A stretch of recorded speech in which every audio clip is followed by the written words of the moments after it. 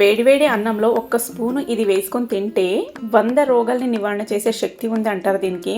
ఇక్కడ బెంగుళూరులో మార్కెట్లో అయితే ఫుల్గా అమ్ముతూ ఉన్నారు. నాకైతే బిఫోర్ తెలియదు దీన్ని తింటారనేసి.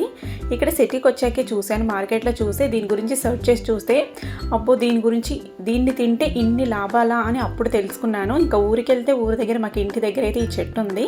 ఇంకా ఆకైతే తీసుకొచ్చుకొని నేనైతే ఇలా పొడి అయితే చేసుకున్నానండి.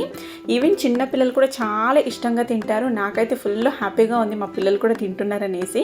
ఎందుకంటే ఇందులో విన్న బెనిఫిట్స్ అలాంటివి. ఇలా ఒక్కసారి ప్రిపేర్ చేసుకొని మనము 2-3 నెలల దాకా కూడా నిల్వ ఉంచుకోవచ్చు.